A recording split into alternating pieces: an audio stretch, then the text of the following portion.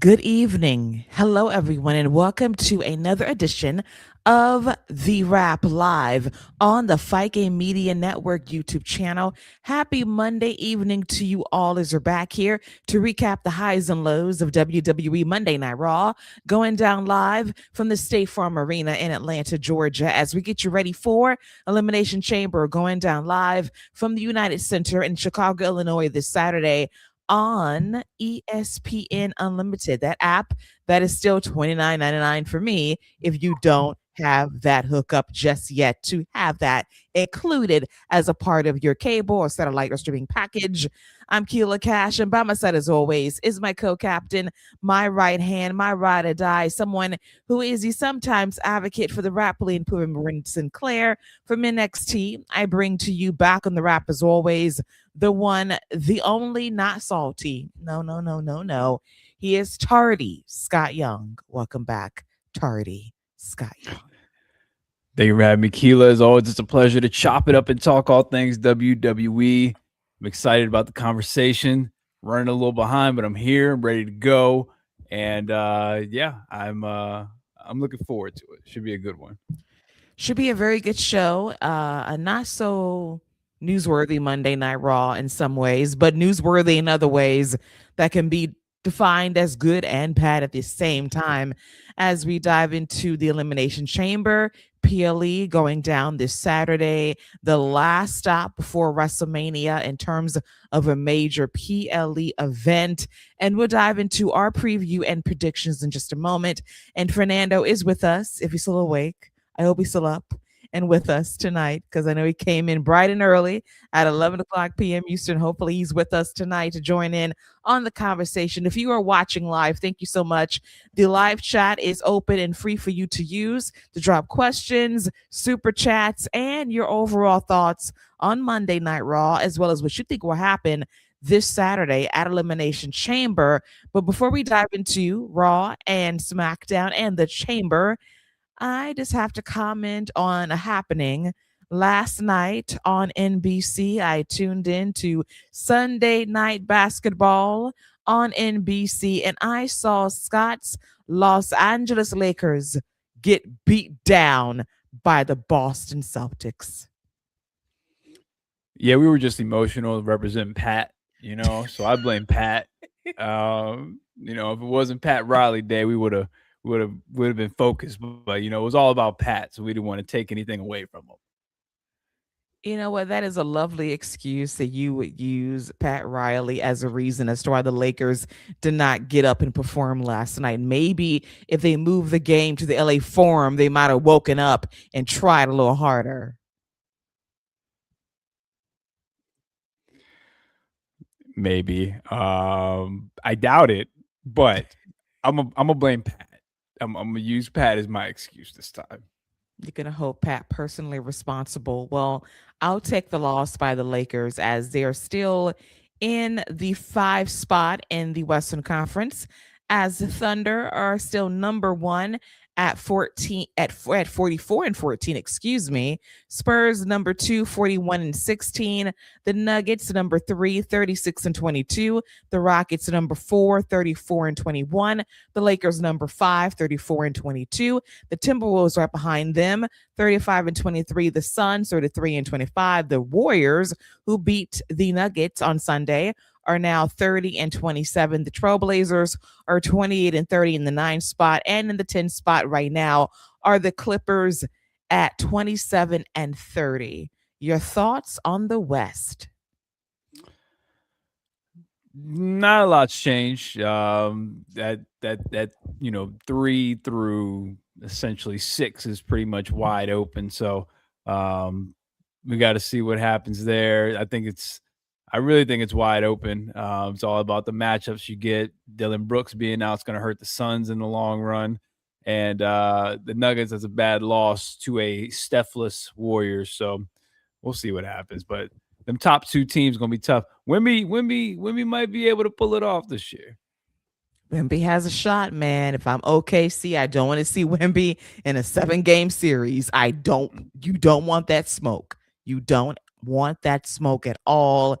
They beat the Pistons tonight. I saw highlights the game from Peacock. They beat them, and the Pistons are still number one right now at 42-14. Number two, the Celtics 37-19. The Knicks 37-21. The Cavaliers, who lost to OKC on Sunday, are 36-22. The Raptors are 34-23. The 76ers are 31-26. The Magic 30-26. The Heat 31-27. The Hawks 28-31. The Hornets, who are surging, and I will predict they will be the Pistons for next year.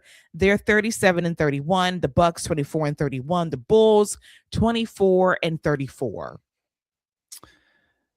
Yeah, I see Atlanta's still not there. But I will say this: the Pistons and the Celtics, in my opinion, have the top two MVP candidates. I think Cade Cunningham.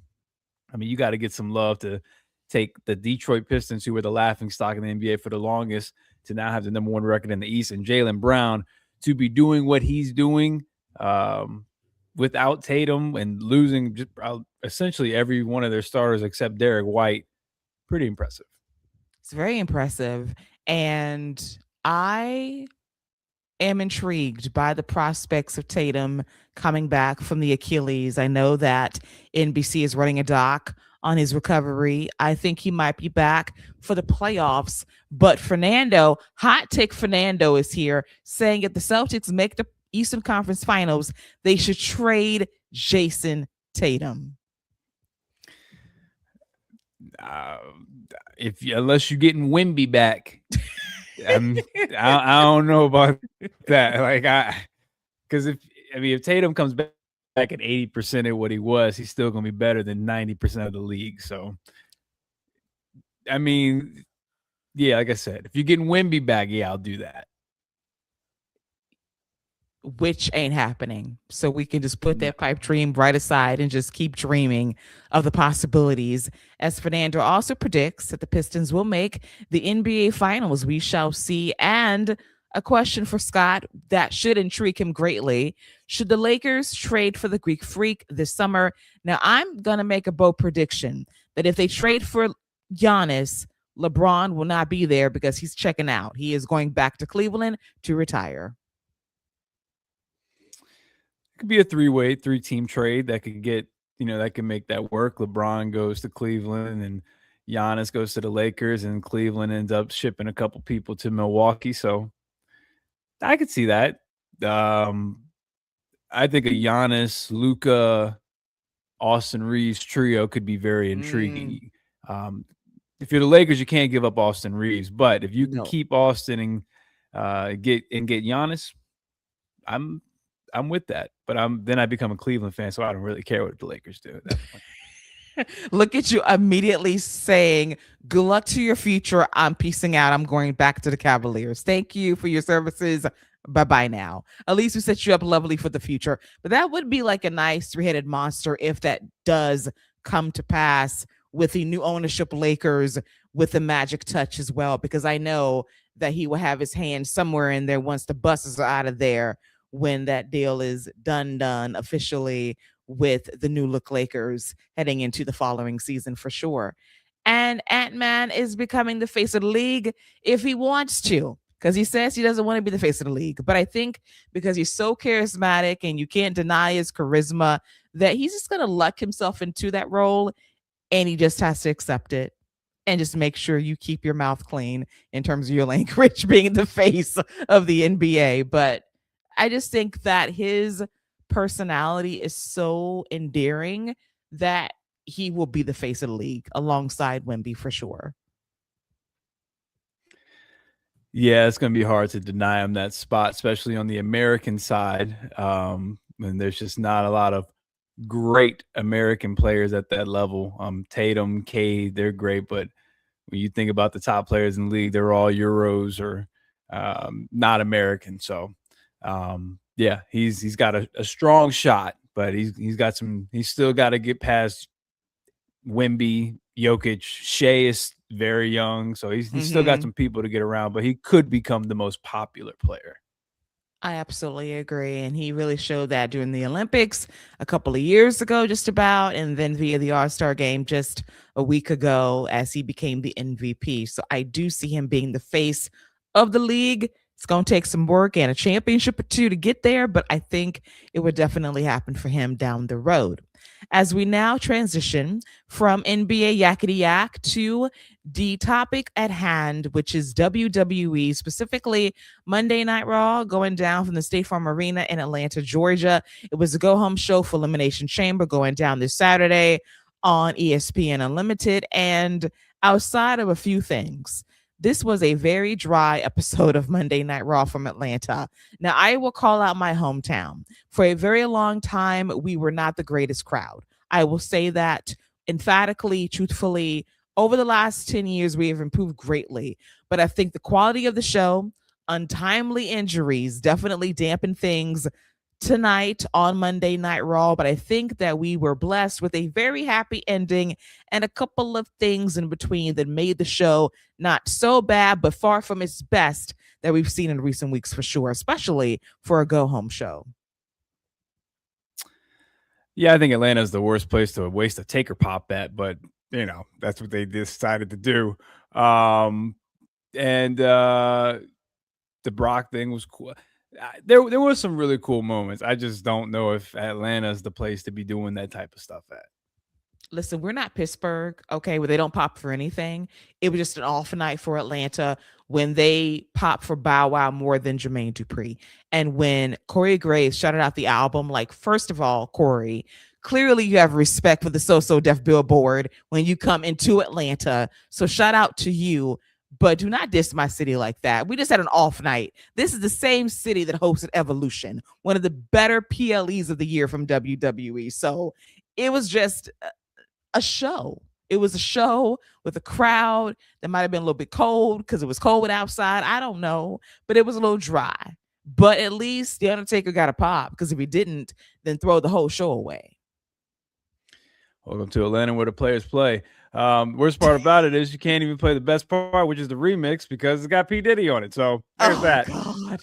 I'm just saying, like, the original version is fine, but the remix is so much better. But you got Diddy in the middle of it, so it's like you cut the. He's got actually a decent verse, probably one of his best verses he's ever put out, but nobody wants to hear that anymore. I sure don't. I sure don't. I mean, I'm just, you know what I'm saying? So, and Jermaine Dupri, like, nobody's listening to that guy after Exhibit and all them got through with him, so.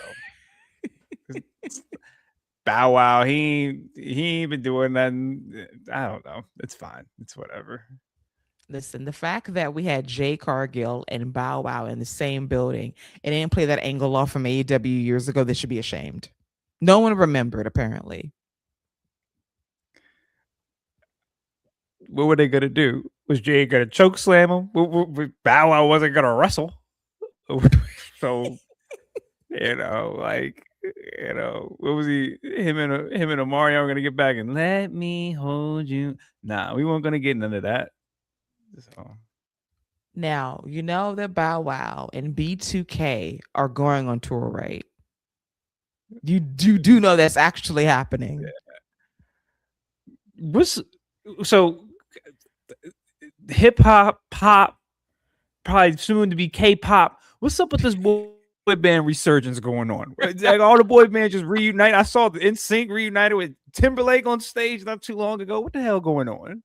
Listen, everybody's trying to get that bag while you can. And look at the Backstreet Boys. Have multiple Super Bowl commercials a couple of weeks ago. They're angling for something, and I'm not mad at it. There is money to be made. Nostalgia is very real.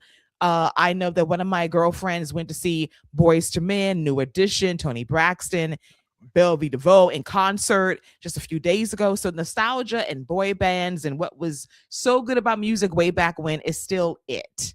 Is still it. Well, I will say I'll take any of that over Sabrina Carpenter any day of the week. So, what did she do to you? I'm just not a fan. I'm just no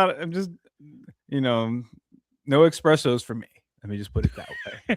Okay, I will be fair and say that I enjoy Sabrina's performances when I see her on television. I think that she's charismatic. I think she's talented. I will agree with you that I can't sit through a whole album and say, wow, I'm amazed. I can cop to that and say it. But in terms of performance at award shows, she never bores me. So she gets tens. In terms of a complete album of work, mm, mm. Meanwhile, Lady B agrees with you. Redacted's verse is good, and we have to sigh because it's true, but we can't listen to that verse because it's banned. Okay, we can't do that.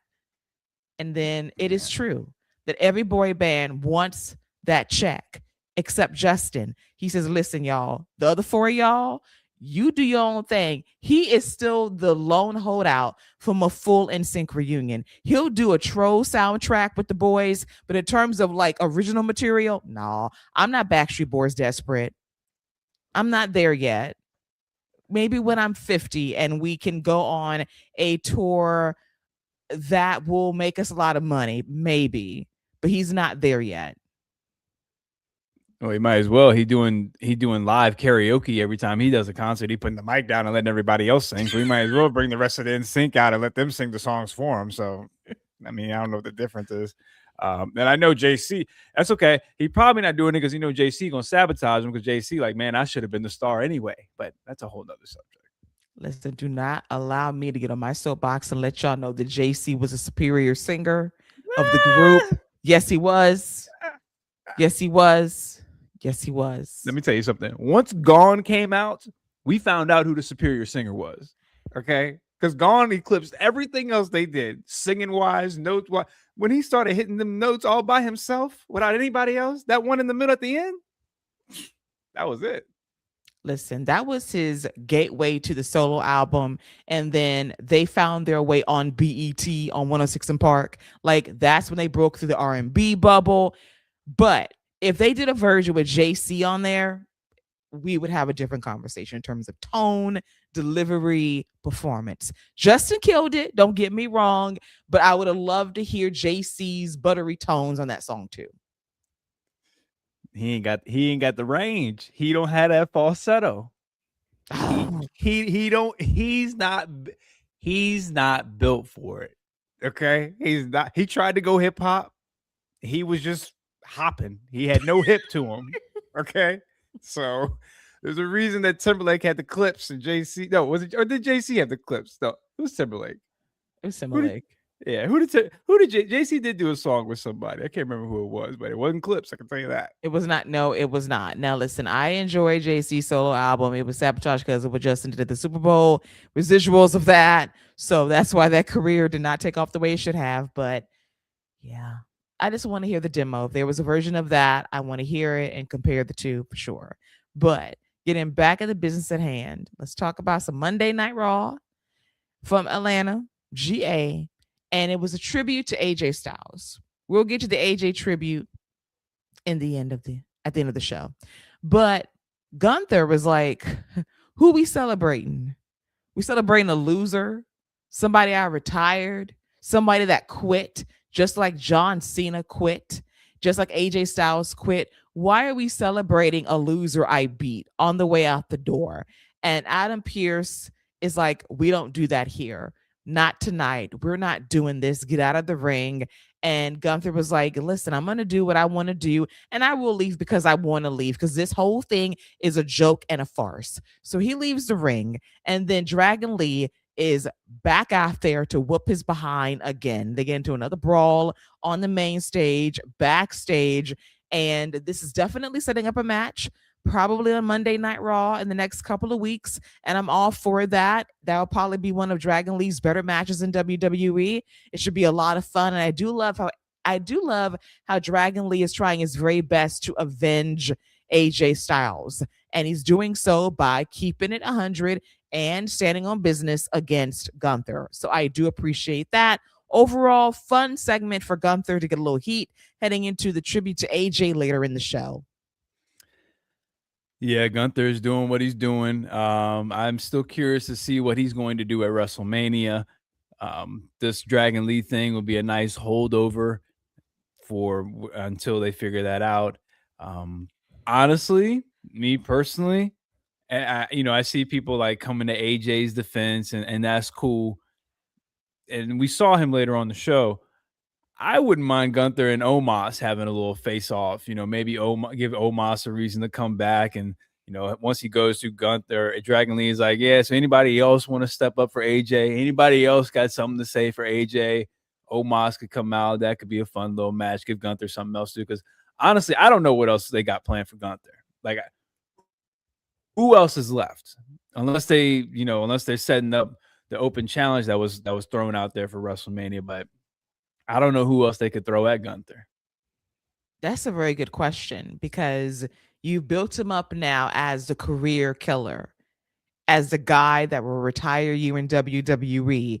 If you say this your last year, don't tell Gunther because he's like, let me take care of that. Let me get your retirement plans together right away. So we'll see. What is his WrestleMania pathway? What does it look like for him? We'll talk about the open challenge in a bit. Fans have their idea of who they want to accept said open challenges. We'll get to in a bit as well. But the opening segment of Monday Night Raw was not over. You thought that was it, please. So we get the American Nightmare, Cody Rhodes. And I really need Cody to stop dressing like Cody Rhodes, attorney at law. The suspenders are throwing me off greatly. Okay. I enjoyed the cakes, don't get me wrong, but the suspenders, no. It's giving attorney at law, it's giving law firm. No, sir. He comes out there, great pop. He's from Atlanta. He's going to get the hero's welcome. Before he really says anything, here comes Division. And they're like, you're on our show, and this is Bronson Reed's night. He's going to Elimination Chamber. He's going to WrestleMania. He's going to win the championship. And it's all going to lead to us running SmackDown 2. Words said by Logan Paul, famous last words. And then Cody says, well, I think someone has to say about that. And is Jey Uso, which leads to Jey Uso versus the original El Grande Americano and Big Bronson Reed. Oh my God. So this match was going fine, perfectly fine.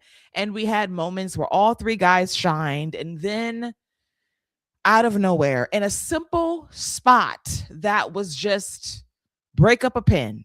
That's all you have to do. Bronson Reed broke up a pin. And in doing so, he absolutely tore up his biceps. And he was checked on the floor by the referee and medical team, and they pulled him out of the match. And according to reports, he was supposed to win the match last night and move on to Elimination Chamber. Because of that, El Grande Americano and Jey Uso basically had to do a new match and finish on the fly at the last moment, calling spots in the ring, just trying to improv, get to the finish. So if Bronson was supposed to win, who's going to be your new winner? Next best bet, Jey Uso. They got there. They went back and forth. Jey hits a spear. Frog splash. 1, 2, 3. Jey Uso, who was not supposed to win this match, is now in the Elimination Chamber this Saturday in Chicago. And Michael Cole broke the news later in the show that Big Bronson Reed suffered a distal torn biceps. And because of that, surgery is pending. And based on what I've read, this could be a 3 to 6 month recovery, meaning that Big Bronson Reed will once again miss another WrestleMania, and the vision is officially cursed. I need this crew to disband as in now and go their separate ways and say it's been fun, because Seth Rollins, Braun Breaker, and Big Bronson Reed are now all out with injury. And you're telling me that I'm supposed to be afraid of Austin Theory and Logan Paul at this stage in the game? Child, please. So I see this a couple different ways. First of all, it's terrible with Bronson Reed. He seems to always just catch a bad break. War Games, when he broke his ankle coming off the cage, he probably had a lot of plans after that. I'm pretty sure he got hurt after he won the North American title in NXT. I'm not 100% sure, but I'm pretty sure that happened too. and then this missing WrestleMania. The vision being cursed, there might be something to that. But I will say this. This is a great opportunity for Logan Paul. I absolutely think Logan Paul can take this opportunity and get himself a couple heavies. What are the War Raiders doing right now? Why not just go and recruit them? They just got beat up by Obafemi. They ain't got nothing going on. Why not go recruit them, bring them in the division, let them work with Logan Paul? I think this is a great opportunity for him to have his own crew, to be a lead guy, to kind of take the reins a little bit, get into the ring a little bit more. And like you said, nobody's going to be afraid of Logan Paul and Austin Theory. But you throw the War Raiders over there, led by Paul Heyman, I think you got something there. So if they decide to, I think this could be a great opportunity for Logan Paul. Fernando, that's a good idea too. I like that too. Recruit the Creed. That's another option to your faith in Logan Paul. Will it ever be rewarded? I don't know, because this is a tall order now. This is a tall task. And another question is, if I'm the War Raiders, do I really want to be associated with the most jinxy, snake-bitten faction in WWE? Because I might get injured next. I mean, is anyone safe in the vision? The vision is very unclear. It is very blurry because injuries are going to happen, I fear. And we're down 2 big heavies on top of the OG leader, Seth Rollins. That is why I told you last week that Seth needs to sit out WrestleMania. Seriously, sit it out. Get wrapped in saran wrap and bubble wrap and come back after WrestleMania. Because what is the point? Because I don't want a redo of Logan Paul, Austin Theory. Please, if they get heavies, and it just takes away a lot of the zest and spice that was there just a month ago. It's just deteriorated very quickly, and I don't know what they can do to fix it. I do like your idea, but I go back to opportunities they had to recruit charismatic, seasoned vets to fill out this group, and they passed on All Ego Ethan Page and Ricky Saints on multiple occasions. Guys that can talk, guys that can go, guys that can carry, guys that can get an Austin Theory a bit more over than he is, so he can see what charisma really looks like on the big stage. Now you got Logan Paul, who is angling to be a babyface at some point in his career. But at the same time, it's like, now you have to struggle bust your way to WrestleMania with a faction who is basically right now a mash unit. Yeah, you're not wrong about that. And as far as Ricky Saints and Ethan Page go, they're still needed in NXT. I think Ethan Page is he's working on getting Miles Bourne over, and Ricky Saints, we need somebody melanated in the main event on the Melanated Network. So Keanu isn't ready yet, so they had to keep some brother down there. Yeah, so there's that. But you're not wrong with anything you said. I think whenever somebody, you don't want injuries, but whenever somebody or something like that happens, it's always an opportunity for somebody to step up in this place. And I just think Logan has an opportunity right there. And again, the War Raiders aren't doing anything. You know, they're not being used, and I think it's just a way to heat them back up. But nothing you said is wrong. So if they did decide to disband it, it probably wouldn't be the worst thing. Paul Heyman can just go focus on Brock and whatever he wants to do. But there is an opportunity there if you wanted to revamp it.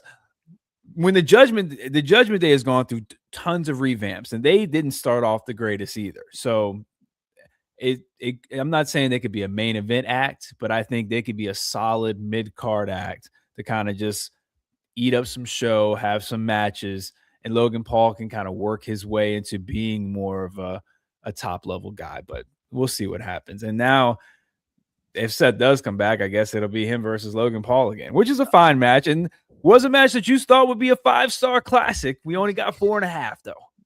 They didn't give me 4.5. They gave me like 4. Gave me four.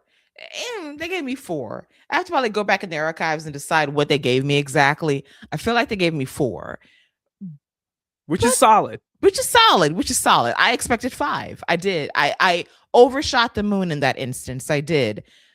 But do I want to see that match again at WrestleMania? I don't want to see it. Short of you having Bad Bunny as Seth Rollins' tag team partner, I don't want to see it. Okay, now we're cooking. But yes. see, now we're cooking though. Yes. Now we're cooking with something. Seth Rollins was talking all about Bad Bunny on Club Shay Shay, giving him all types of love. And say, look, you're cooking now. See, we can make this work. You are cooking. Listen, I'm in the kitchen. I'm trying to make a 5-course meal here to the very best of my ability to salvage the vision. Because right now it is very blurry. It's not 2020 vision. It's like 2010 at this point. It's not great. It's very poor. But if you're trying to just add something, if Seth is healthy and you still want to use him for WrestleMania, and if Bad Bunny is available because he's about to go Hollywood, then you need to do this now and have this be a tag team match, and we can endure. Austin Theory can take bumps. Logan Paul can do what he needs to do. And there you go. That's a great showcase match. It makes sense just to get us over the WrestleMania hill, because right now it's rough. And I feel for everyone involved because the injuries suck. They're awful. And we'll see how WWE handles things. But I have to ask this question, Scott. I have to, before we move on, that despite what happened to Bronson Reed, we have to ask this question. At Crown Jewel in Australia, in that man's home nation, in his home country, on his own continent, he beat Roman Reigns. And now with him being injured, what did he gain? And I blame the booking, because freak, this is what has happened. He's injured, and that win is null and void.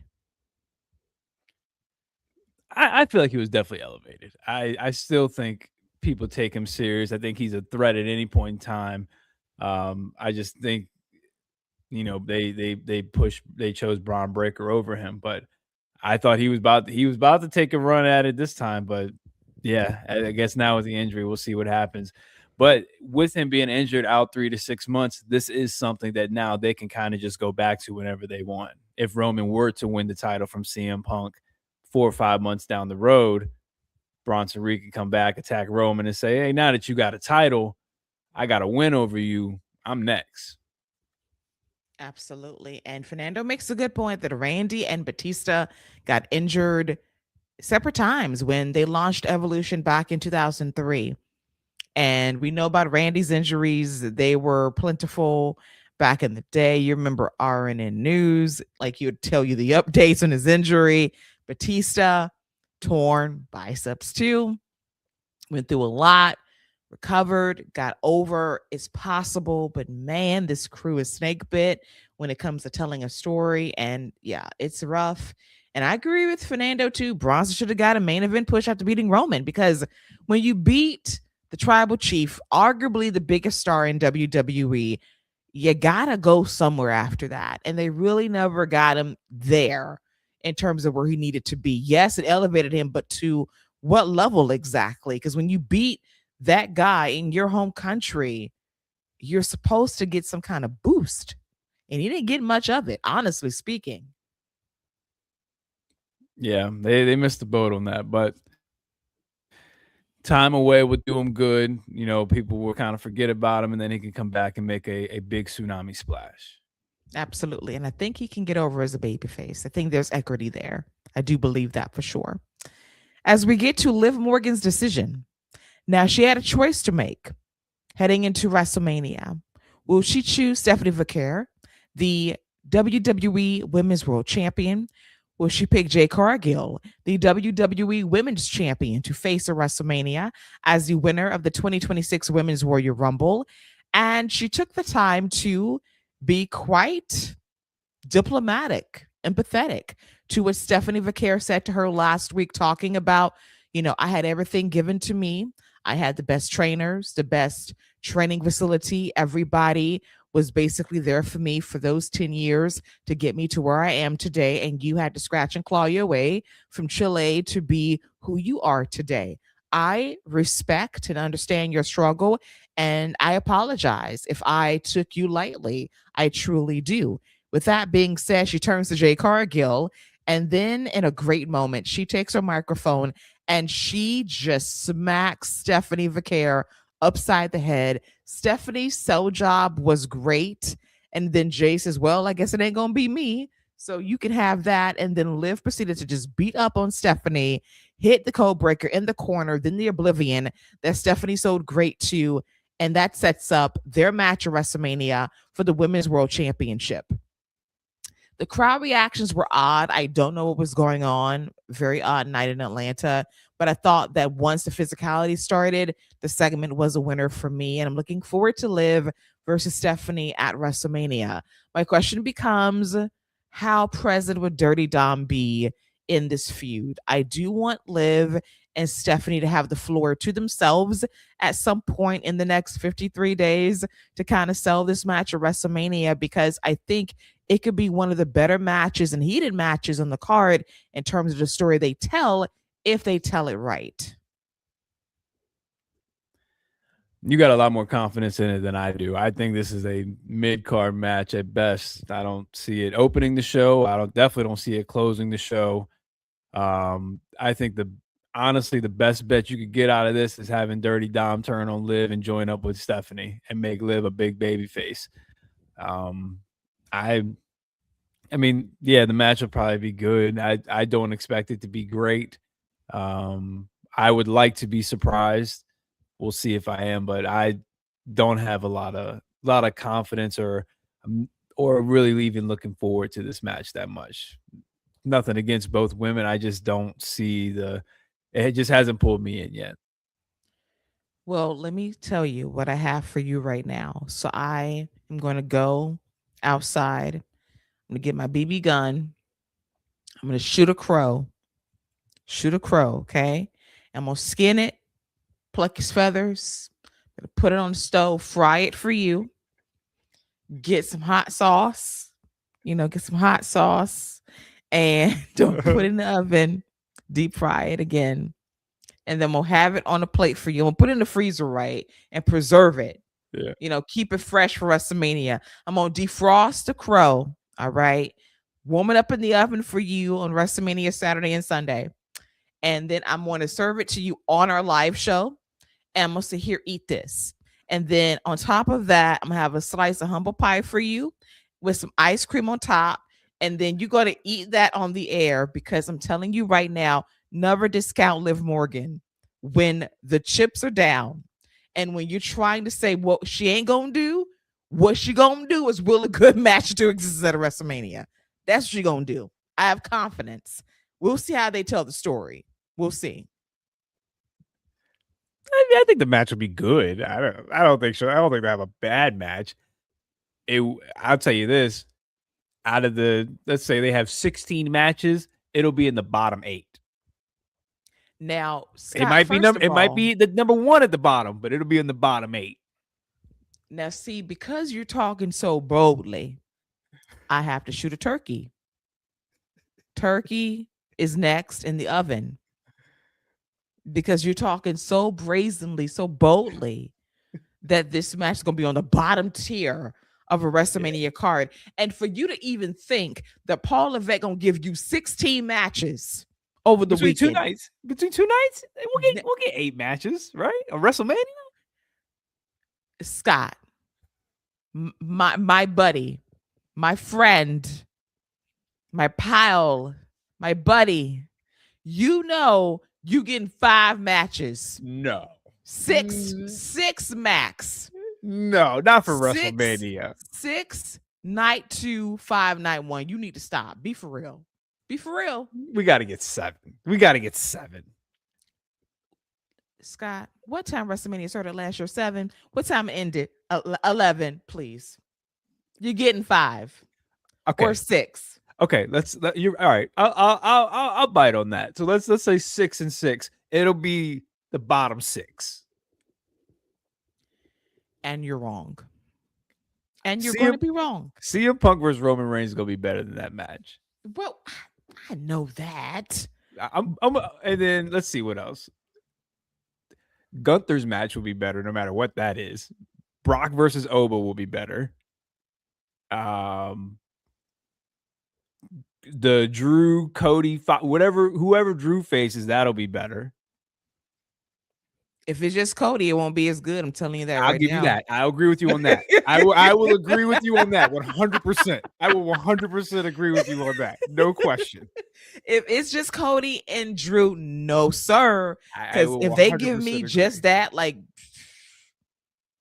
I'm like, where's the crack? If that is going to be your match you're giving to me at WrestleMania without Jacob Fatu in the mix at all. Seth Rollins and Bad Bunny versus Austin Theory and Logan Paul will be better. Potentially.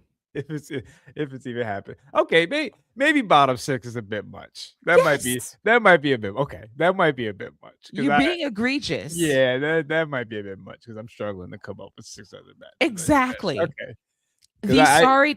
These sorry tag team divisions that not the women, but the sorry male tag team divisions, be for real. No, the women's tag has the potential to be better if they Yes, do like a TLC or something like that. That has potential. Yes. Potentially. Because they're keeping certain teams out of the Elimination Chamber. So they're building towards a big women's tag team titles match at WrestleMania, which I'm not mad about at all.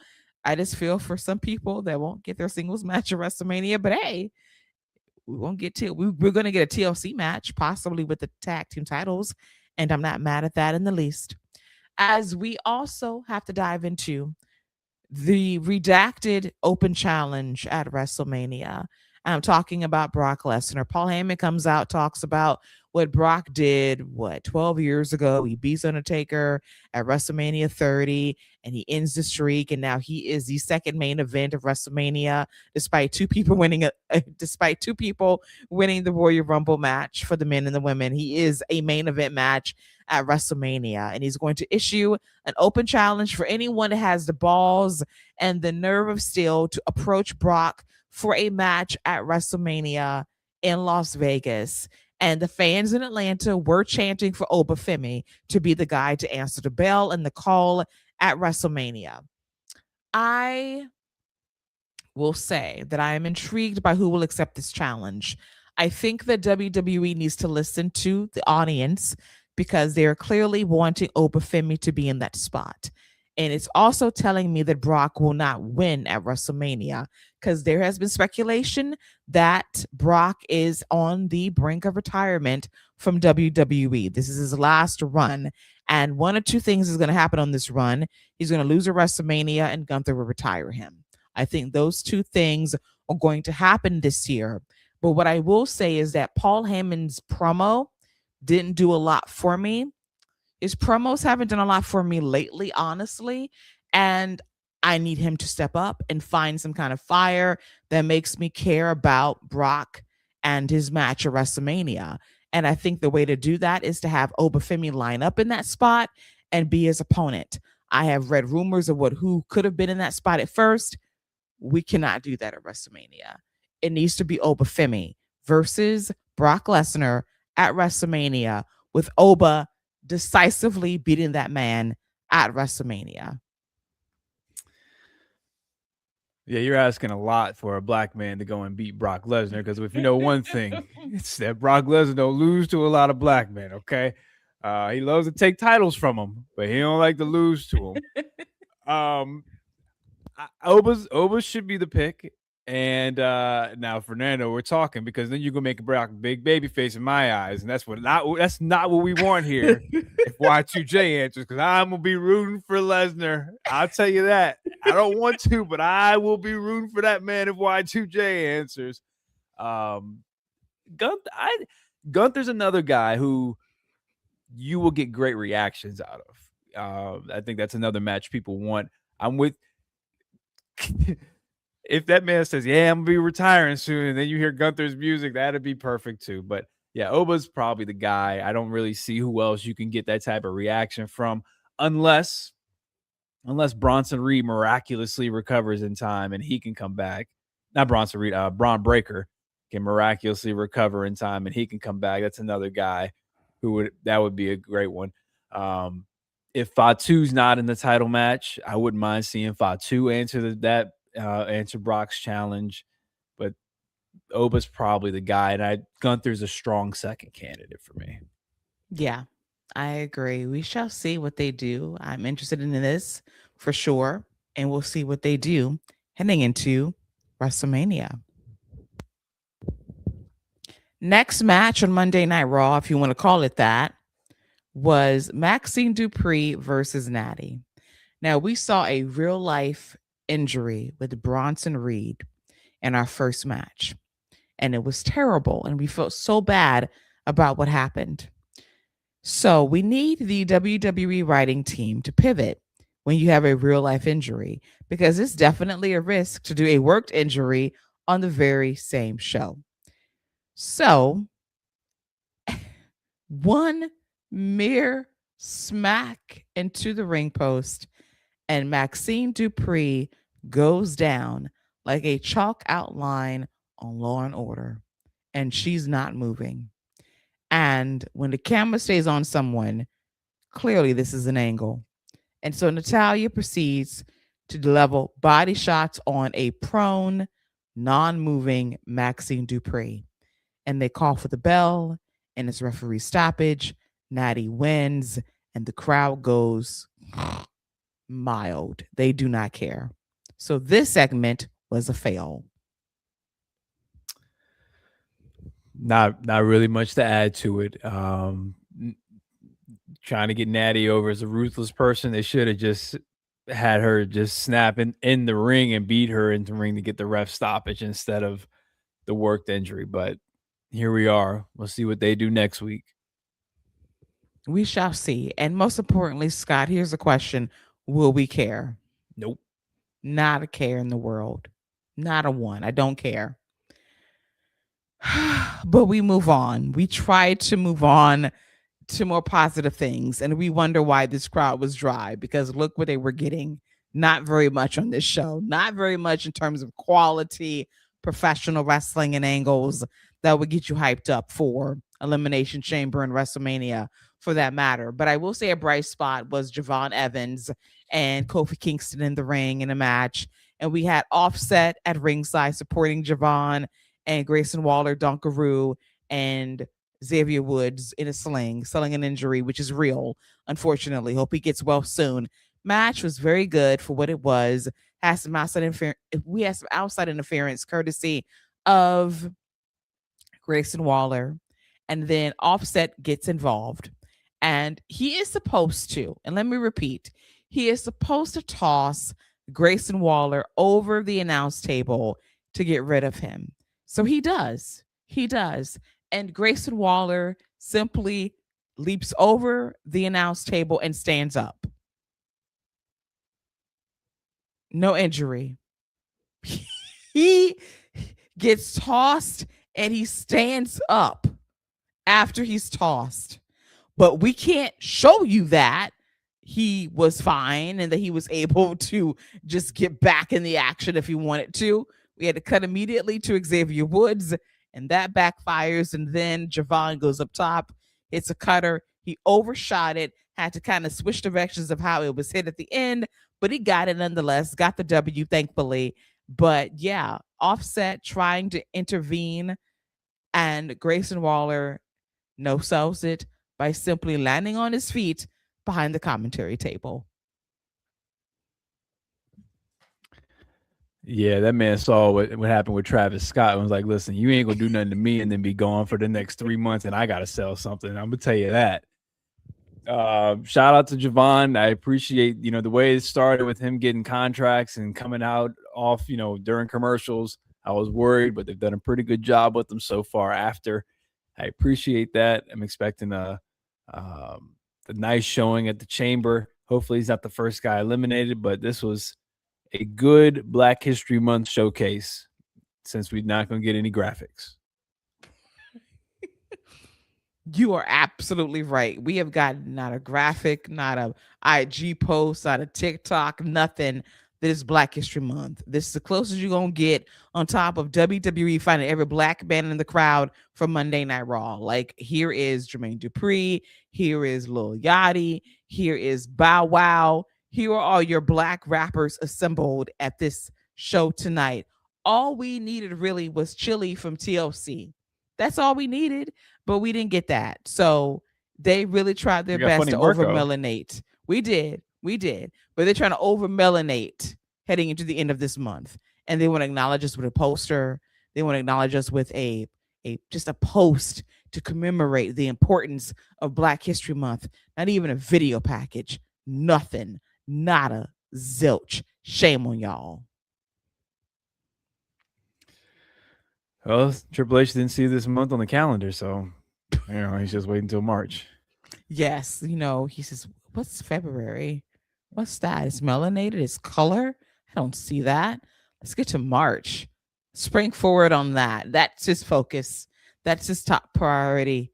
As we now get to our next segment on Monday Night Raw, which is going to be a triple threat match for a shot to enter the Elimination Chamber for the ladies, involving Raquel Rodriguez, Io Sky, and Kairi Sane. And the crowd was in and out for this match for sure. And the action was very good. Io was incredible as always. And I thought at one point Kairi had the match won, but Raquel gets the W. She gets her knees up to block Kairi's elbow drop in the ring, and she hits a Tahana bomb for the victory. And she's moving on to the Elimination Chamber match to face Jade Cargill potentially at WrestleMania in Las Vegas if she wins on Saturday, which she won't. Choices. It's all I can think of. Why you have one of the best wrestlers in the world and you just decide not to put her in a match where she can jump off the top of a pod, do her little insane thing, and really show out. So I just choices for me. Curious choices. I think about Charlotte Flair, spoiler alert, not being in this match. I think about now Io Sky not being in this match. And we're trying to find the best, strongest opponent for Jade at WrestleMania. We'll make our predictions shortly, but they're making this very easy in terms of who is going to win. Because right now, like, really, the people that should have been in this match are not in it for whatever reason. Definite choices there. We'll get into that. But for what the match was, it was very good. And we'll see where it takes us heading into Elimination Chamber this weekend in Chicago. And now we get to the main event segment of Monday Night Raw. And it is a tribute to the one and only phenomenal AJ Styles. We get a video package because WWE has money to pay Creed, and we get higher, which, listen, if you remember WWE back in the day, and they did their little video packages for, what was the theme of it? I want to say My Sacrifice. Like, they had Creed on blast all the time, and it was perfect for AJ. I love the highlights of his career. They show some montages throughout the show, and he comes out to his music, nice pop, talks about being grateful and thankful for the career he's had, thanking his children for being patient and understanding while he's missed birthdays, anniversaries, football games, school events, and thanking his wife Wendy for being the real one, for holding things down during this time. And he was very thankful to have this ceremony tonight in Atlanta, Georgia, not far from where he lived in Gainesville, Georgia. And he said, the reason why I did not take off my gloves at the Royal Rumble is because I wanted to do it home in Georgia, in Atlanta. And he did so. And he tried not to get too emotional, but I thought his promo was very good, talking about how everything was full circle. His debut in WWE was at the 2016 Royal Rumble. His final appearance, his final match in WWE was going to be at the Royal Rumble 10 years, almost the day of his debut. And he wanted to go out the only way he could on a full circle moment. And he was good with that. So he put his gloves down in the ring. Jacket comes off too. And then we have the entire locker room empty out. And they give AJ Styles a round of applause. And the fans do the same as well. Paul Levesque on the stage. For once, he does not make this about him, which I appreciate. So we get the watermark logo, executive producer credits pop up on the screen. And I said, something is coming. There's more to this. And sure enough, The Undertaker, we hear the gong, and he comes out on his motorcycle and he tells AJ Styles, we have unfinished business. And I'm like, you trying to talk this man of retirement? This must be an angle, right? But the Undertaker is now like the Pro Football Hall of Fame committee, letting you know when you're in the Hall of Fame. And he teased it and told him, oh, by the way, I'm here to tell you that you are going to be going into the class of 2026 as a member of the Hall of Fame class. And AJ was taken aback. He mouthed, holy shit, could not believe this was happening. His family celebrated with him in the ring. And I thought this was a beautiful way to end the show. And I love how Taker is now out there just delivering good news like he is Publishers Clearinghouse. I do love that for him to let you know that you too are going into the WWE Hall of Fame. Yeah, I think it's very ironic that the taker of souls is now the one that's giving the gold as far as the rings and stuff. So it's great moment. I'm with you, Fernando. Beautiful moment, and it was very touching. Any parent who has who's been away or works certain shifts and or anything like that can really relate. Anyone who's married can absolutely relate to the woman being the rock of the family. Us men, we try to hold it down as much as we can, but the wife is absolutely the rock of the family. So I really connected and appreciated everything he said, especially him being gone and missing all that stuff. So really good moment right there. Taker coming out was really cool. The gong was great. Taker pop wasted in Atlanta. But it is what it is. Really cool moment though. I really enjoyed it. Great way to end the show. And I think this Hall of Fame puts an end to any elite dreams that people might have been having. Yes, the elite dreams were not made of these, and they're done. It's over. Like AJ is going to the Hall of Fame. He's retired legitimately. He's probably gonna get a backstage role in WWE at some point for sure. Once he spends time with his kids, I think that he's honestly gonna take the HBK approach and that I am going to be home for my kids for now. And when they're old enough, when they're like in high school or college, I'll come out of retirement and be a producer full time behind the scenes in WWE. And I love that for him. I really, really do. And I am a all-time fan of AJ Styles. I have enjoyed his work for a very long time. And when he made the jump to WWE in 2016, we all hoped, like, for the love of God, will Redacted understand what he has. And crazily enough, that old bastard knew what he had. Loved him. He loved him. He loved him and he pushed him and he made him champion. And he had him beat John Cena and he gave him a push and he was a top star in WWE. And that is undeniable facts. I wish that WrestleMania treated him kinder in terms of quality matches because his best match was crazily enough against Shane McMahon at WrestleMania in Orlando, Florida, nearly 10 years ago, making that man look like $1 billion. He really, really did. But overall, like, I cannot complain about the WWE career of AJ Styles. It hit in every way, just about. It really, really did. And that old bastard saw value in him and he pushed him. And I will always be thankful that that bastard saw something in him and he pushed him accordingly and gave him the title and gave him a push when warranted. So he gets golf claps for me for that.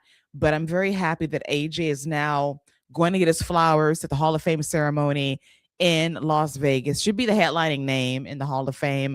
I do wonder who's going to induct him. Lots of choices from TNA and WWE, obviously. But congrats to AJ.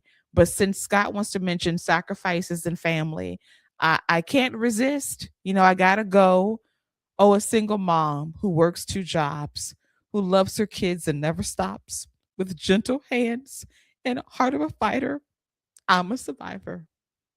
I had to go Reba because what you said really touched me. Okay. First of all, AJ probably loves some Reba while Yes, we're he at it. does. Listen, So okay. while we're at it, he As we probably all loves do. some Reba. We all do. Okay. Yeah. Goated TV show. Yeah. All women love Reba because all she talks about is killing men, is killing all these cheating, terrible men in her life. So, yeah, Reba's not that great of a show, first of all, either. That's not a great show. Excuse me. Reba? You like Reba? Yes. Yes. Nah, never a big fan. Best thing that ever came out of Reba is the guy from Shameless. He went on to do better things than Shameless. That's all I got for Reba. But yeah, no, everything you said was spot on.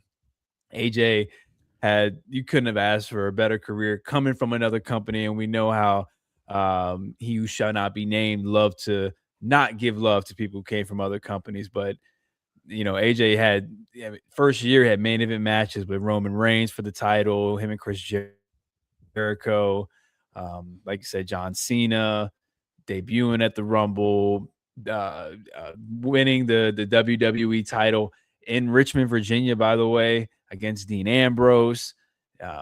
Then he also beat Jinder Mahal, being I think the first guy to win the title overseas. A lot of milestone moments for AJ Styles. So really cool. As far as inductions, Cena's a good one. Bobby Roode's right there. Christopher Daniels, since they got the TNA connection. There's a lot of people who could do it, but yeah, great career. And I don't think you could really ask for much more. Yes. And shout out to Gerald, who makes a bold declaration. God has retired, better known in the wrestling world as AJ Styles. Like, that was my dude, man.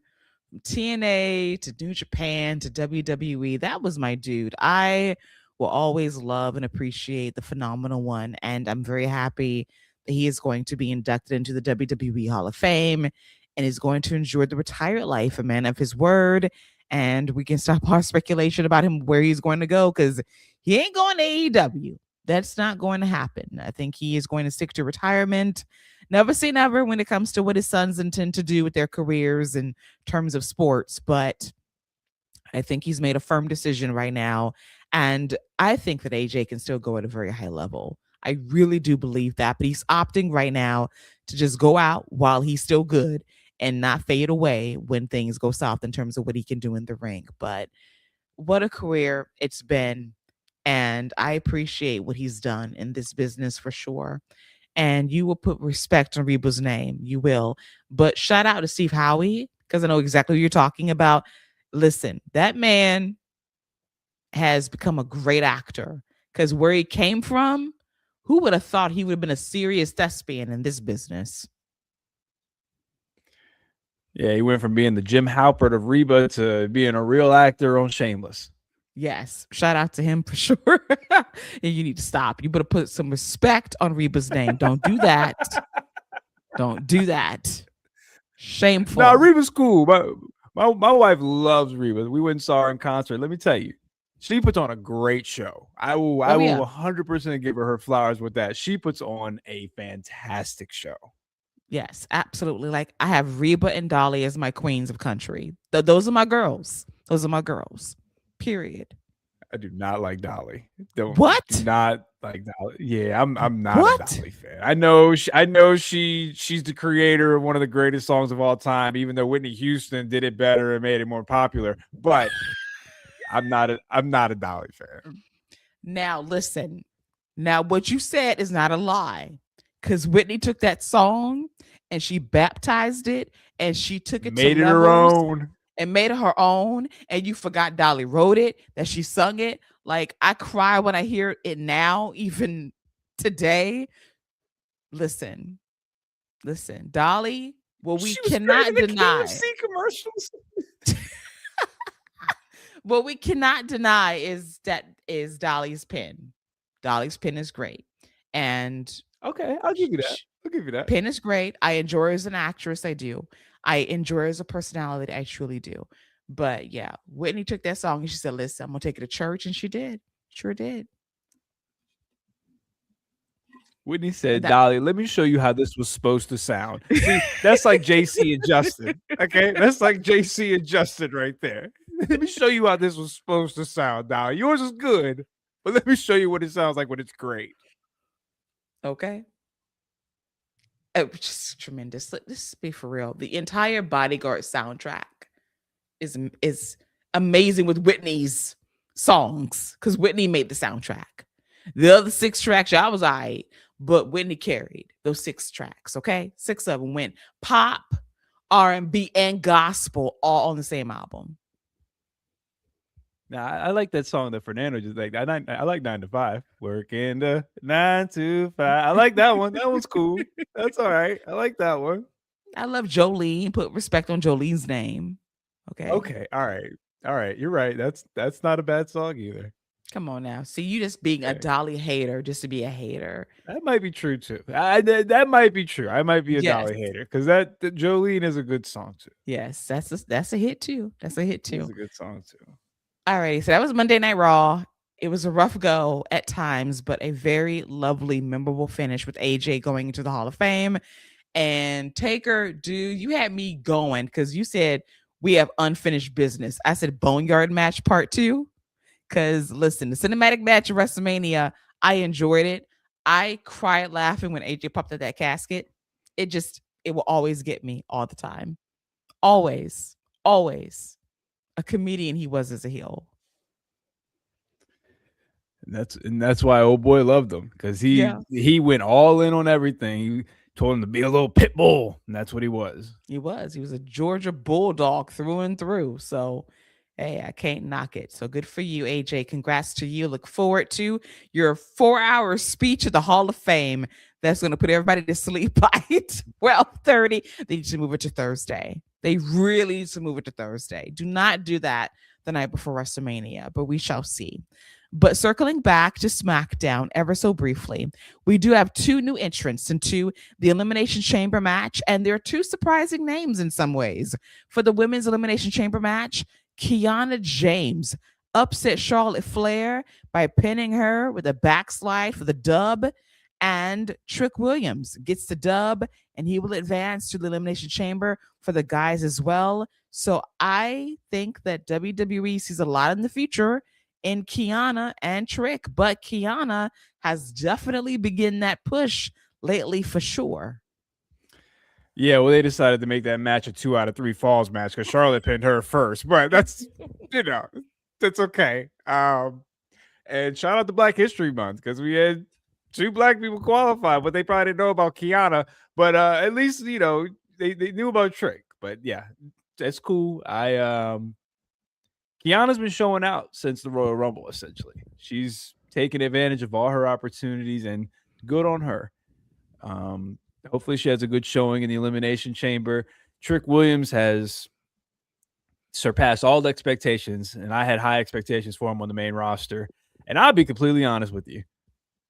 I wouldn't be opposed to him winning. I know he's not, but I would not be opposed to them just putting that rocket on him and him going after Drew McIntyre at this point, because it's not like the fans wouldn't be right behind him. Nobody wants to see, like you said, nobody wants to see Cody win it again.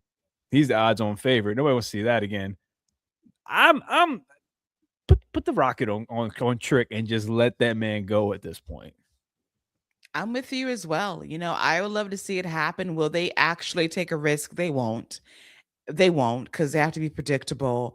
And I was in our Discord earlier tonight, and Jeremy Feinstein said, like, if Cody wins, and he probably will, he's going to get booed in Chicago. And that might very well be the case because it's predictable.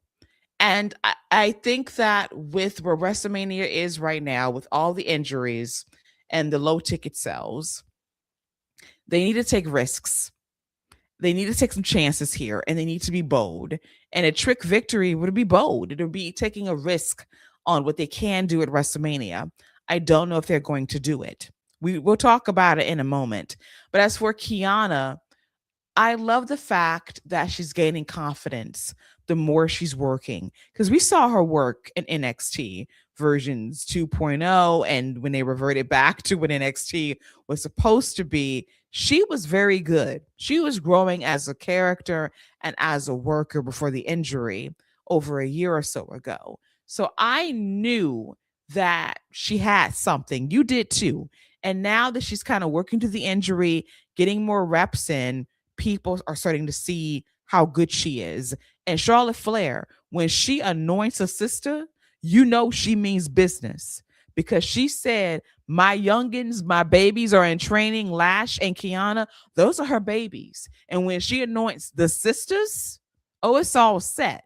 Because when she sees the vision in a black woman, it's a wrap. They are anointed, they are blessed.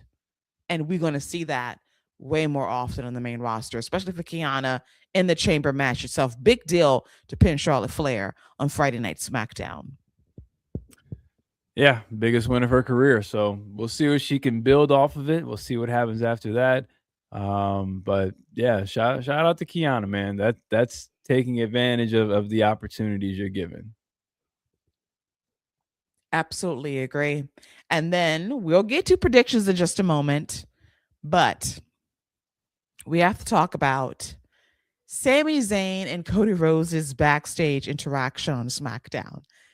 Now, I loved it until something happened. And I think fans have answered the question as to what they want from Sami Zayn. So Sami Zayn basically called out Cody on his ish, and Cody called out Sami on his ish too. And the fans popped and oohed and awed accordingly. And they loved Sami Zayn getting spicy. They did. And then he did the thing that they hated. They just said, why would you do this? So after he got spicy with Cody and basically said, hey, you basically took advantage of a situation and you pinned me to get this shot and you don't deserve it. You're taking moments from me. And Cody says, what have you done lately? What you're not going to do, what you're never going to do. And so when things got escalated and Sami stood up for himself, he gonna walk back to Cody after Trick dragged him. He's gonna go back to Cody and apologize. And you can hear the boos from the arena. Like they said, why you apologize? So now we see what the fans want. They want Sami Zayn to get a spine, stick to it, stand on business, don't walk back what you said, and just do it. So now WWE understands, hopefully, God willing, that this is what you need to do. Give Sami Zayn an edge. Because when he clapped back on Cody, the fans cheered. When he apologized to Cody, the fans booed. And that is where we lie with that. So clearly, they want to see him do something a little, give me shades of gray. Do not apologize for standing on business. So now we figured it out. They don't hate Sami. They just want Sami to grow a spine and drop his balls. Yeah, I don't know. I don't know if it's that much or if it's just because it's Cody. I don't think if he would have had a spine with he had a spine with Trick Williams, and it didn't matter. They still chanted for Trick Williams, so it just might be time for Sami just to fall back a little bit, wait until summer Royal Rumble, and then get your WrestleMania moment next year and Saudi. So I just chalk this up to Cody fatigue. You don't appreciate what you got till it's gone. And I don't think people really appreciate Cody right now because he's being oversaturated because people are being oversaturated with him. So I think if he goes away for a little bit, we're going to see that big, massive hole that he brings, that big shadow that he brings. And when he's not there, who's going to fill it? And nobody does. They'll appreciate him more, and stuff like this won't happen. I just think this is the Cody effect more than anything. Potentially could be the Cody effect. But I do think that they just want Sami to step up and not be ran over. And then when Trick came in the frame and he got cheered and dragged that man again, Sami's first instinct was to apologize to Cody, and they booed. Like, don't apologize. Like, you said what you said, you meant it. We loved it. Stand on business. So I think they have to find that balance too. And we're going to learn a lot this weekend for sure with Cody and how it all goes down at the Elimination Chamber. Is it Cody oversaturation? To a point, I think it is. He's still beloved in some sense for sure, but you do sense the tide turning a bit, saying, well, if we get this match at WrestleMania with Cody and Drew, we know it's not going to be great. Why be predictable? And they will take it out on Cody for being at the top for a little bit too long with very little variation in terms of what did you bring to the table that we should care about at this point. Because you're happy taking the championship, you're willing to lose it and get it back in the span of 3 months. And as a fan, should I really care? Yeah. I think WWE's got some surprise. I think with the injuries and them having to reshuffle things, I think they might have a few surprises up their sleeve. So we'll see. But the Cody oversaturation is real. And again, you don't appreciate greatness until it's gone. And when he goes, and he probably will. I think they should just take him off TV for a little bit. You'll just see that hole, and either somebody's going to step up and fill it, and then you have another nice main eventer waiting for you, or people realize, man, we really do miss Cody. Yeah, we're going to find out how they react one way or the other very, very soon. And that leads us to what we're going to get at the Elimination Chamber PLE this Saturday at the United Center in Chicago, Illinois. So Triple H says, what I'm not going to do is give you 5 matches. What I'm going to do is give you 4 matches and a crate with somebody in the crate. And that'll be your surprise for the night. People have speculated it could be Danhausen. I will cry tears of sadness if he's in the box as a surprise. Scott, who do you think is in the crate?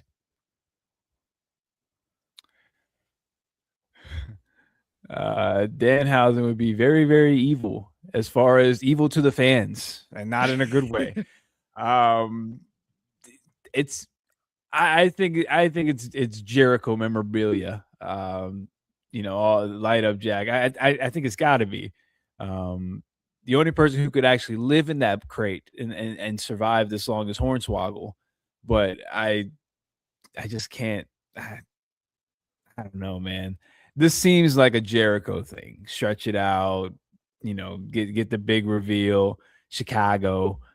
Because I'm gonna go with Jericho. I'm gonna go with the predictable pick of Jericho. We have to check the AEW website this week. If he falls off the site, you have your answer. If he's still on the site by Friday night, he ain't gonna be in that crate. It's probably gonna be Danhausen for sure. Get your bag, Danhausen. Get your bag. Yeah, get your bag, and I'll tell you what, he gonna sell some merch. We may not see him wrestle much, but he gonna sell some merch. Yes, gonna make some money, some dollars, and I'm not mad at that at all. So Crate Gate 2026 continues as we get to the 4-match card for Elimination Chamber. We will have the Women's Elimination Chamber match for the WWE Women's Championship match at WrestleMania. If you win, you get a shot at Jade Cargill's title, and it's Tiffany Stratton versus Rhea Ripley versus Alexa Bliss versus Asuka versus Kiana James versus Raquel Rodriguez. Scott, who you got? Part of me thinks you get Rhea. I think that's the obvious pick, but I think they're going to end up giving it to Tiffany, man. I think Tiffany's going to end up winning it. I think Rhea's the bigger match, or you'll get a better match, but I think I think it's going to be Tiffany Stratton. Ooh, I am torn because we saw some things on the socials with Bianca's finger. Now the question becomes, is it recent footage? Is it evergreen footage? Are we getting WWE unreeled? I don't know. Will someone get beat up in the chamber and someone takes a spot? I don't know. Could happen. We've done it before. Very strong possibility. And if we cannot get Bianca versus Jade at WrestleMania, I would love to see Rhea versus Jade at WrestleMania. And then maybe Rhea works twice because she can defend her tag team titles either night 1 or night 2 and have her singles match as well and call it a day. Yeah, because I that's not a bad idea either. I was really thinking it was gonna be Charlotte and Jade, the way they kinda set it up the last couple weeks, but Rhea versus Jade, I think is possibly, but they're really high on Tiffany, man. They had Tiffany come out at 30 for the big pop. So I think it's Tiffany.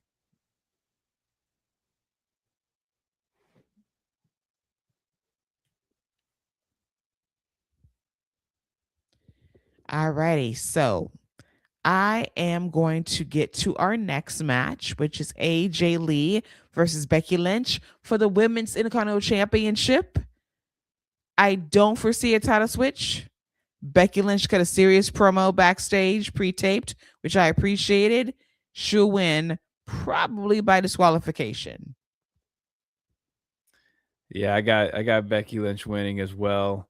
I think she cheats, and I think she rolls her up, grabs some ropes and some tights. Which will lead to a rematch of WrestleMania. Mm-hmm. And we'll see how AJ looks in her first singles match in WWE in over 10 years. As we get to our next match, CM Punk versus Finn Balor in a singles match for the World Heavyweight Championship. Finn Balor should have won in his hometown. I think that would have been a nice story. And then CM Punk says, I want my rematch in my hometown. But CM Punk wins this match. And I think this will be a great match, by the way. I believe so as well. They'll put all of their all out there for this match. And Finn wants to go at it alone. He does not want JD McDonough's help or Dirty Dominic's help. I will note that on Monday Night Raw, Dirty Dom was like, why you weren't there for me when I needed you last week in my triple threat match when Javon beat me and now I got to defend my IC title against Penta, and JD volunteers to be out there, but Finn's like, listen, I have the biggest match of my career that I have to look forward to, and I cannot worry about you too. So maybe, just maybe, you defend for yourself, Dirty Dom, and grow up. And I love how Finn is irritated when he doesn't call him Dom, he calls him Dominic. Grow up, Dominic, because clearly I'm doing things for myself by myself. So why don't you do the same too? So I like the energy, and it just makes me wonder for right now that Finn is definitely in the babyface transition mode heading into WrestleMania season for sure. Yeah, I wouldn't be surprised if Dominic ends up getting the demon at WrestleMania and loses that title to Finn. Would not shock me in the least. The demon gimmick being used appropriately out of WrestleMania. Please, we need it in our lives. We truly do. As we get to the men's Elimination Chamber match, and the man that wins will get a shot at the undisputed WWE Championship at WrestleMania 42.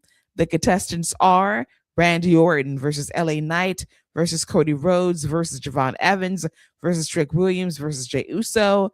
Your thoughts on who's got this match and the road to WrestleMania in the bag? If I had the pin, I would have Obafemi beat up Jey Uso on the way to the ring and pin Drew and win that and go after Drew McIntyre for ruining his match with Cody. But Cody's probably going to win, but I'm just going to go out on a limb hoping WWE does something different. I'm going to go with Randy Orton. I think I'd rather see Randy win. You know what, Fernando? I'm gonna go with you. I think Jacob somehow gets into the chamber match and he wins it. I'm going with that. I'm going with Fernando. I'm going with Jacob Fatu. He gets in the chamber and he wins the match. Yeah, I get that sense too. I'm looking forward to it. Now, will Jacob get involved? I don't know. Very predictable how Cody's going to be a factor in this match. We both think that he's going to win. I think so as well. We've seen stranger things happen, but I don't foresee an upset. I foresee Cody Rhodes winning Elimination Chamber in the most predictable way imaginable, in the most predictable way imaginable to get to WrestleMania against Drew McIntyre, a one-on-one match that we don't want to see either. But I would love to see Jacob Fatu interfere, cost his family the match somehow, some way. And then Cody gets to WrestleMania somehow, some way. And Jacob backdoors his way in there somehow, some way. Because he's not going to give it to Jay and Cody. He's going to get it and he's going to get booed. That's my feeling on it. Yeah, that sounds about right. So those are the predictions for Elimination Chamber going down this Saturday from the United Center in Chicago, Illinois. Are we right? Are we wrong? Will we be made a fool when we reconvene this weekend? We shall see. But before we go, and I do like Fernando's thoughts on this as well. Drew takes out Jay and Jacob enters.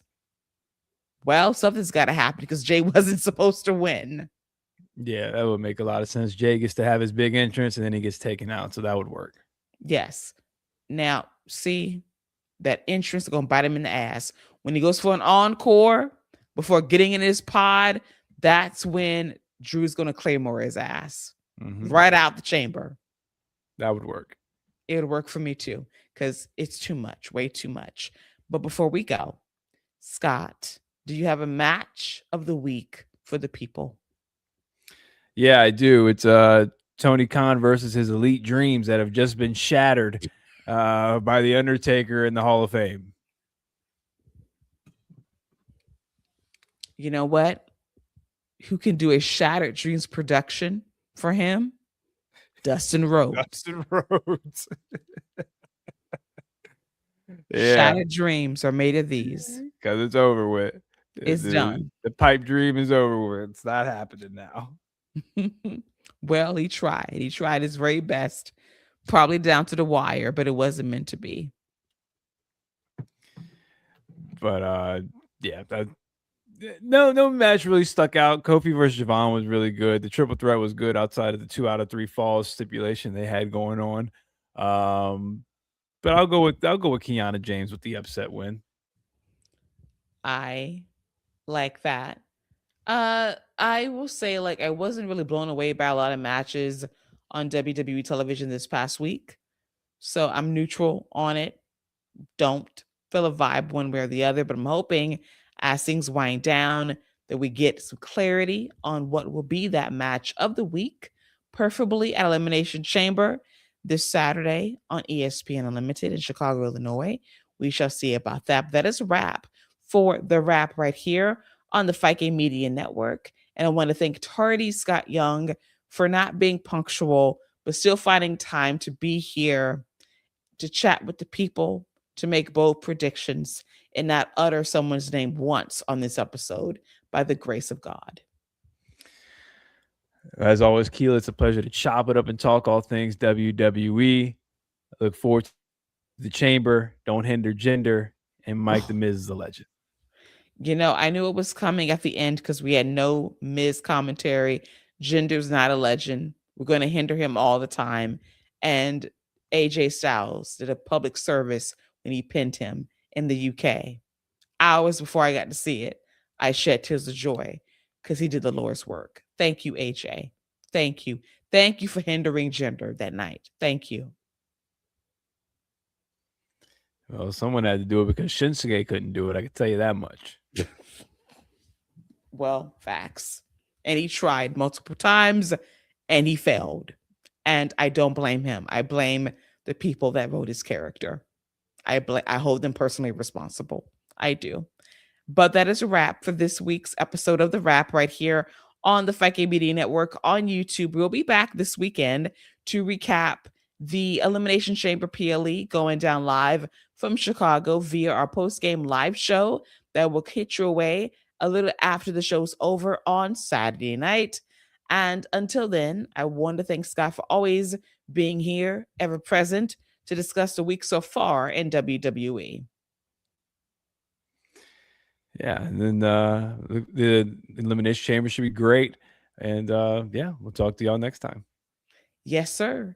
Alrighty, so until then, enjoy the rest of the week ahead for WWE. Enjoy the Go Home Show on SmackDown this Friday. We'll be back talking about Elimination Chamber this weekend. And of course, more Fallout this Tuesday, heading into NXT 2 with title changes. Ain't nothing to talk about because we'll wait until next week to discuss what's happening with titles and things changing hands, turns possibly happening. We'll dive into that next week. So until then, that's this week for myself and for Tardy Scott Young. That is a wrap for all things WWE. Take care and bye bye.